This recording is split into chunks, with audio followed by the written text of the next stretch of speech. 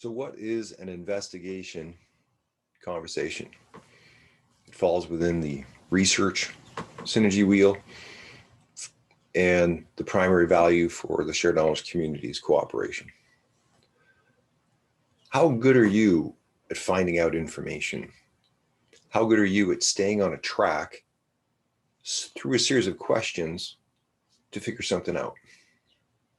How good are you at handling other people's objections or defensive measures to stop you from finding out what you want to find out?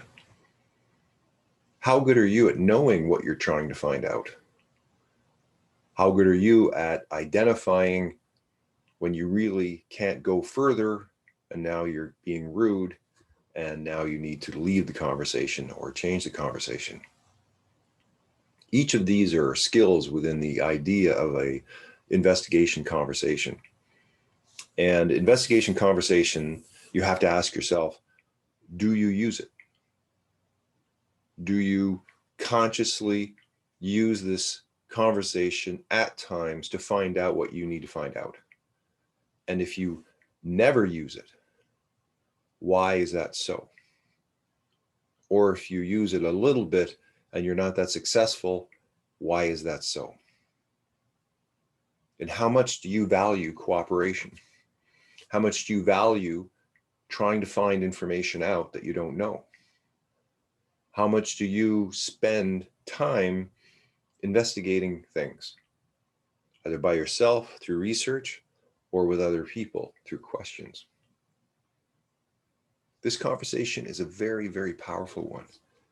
And if you don't have it in your toolkit, you're missing a big piece of the puzzle. And if you're only using it a little bit, you might want to up the amount of time that you put into conscious investigation conversations to actually find out, what's ahead of you, who are the people around you, where are you heading, what's in the way, what's going to help you to get there, what don't you know, what would you like to know, where do you want to go?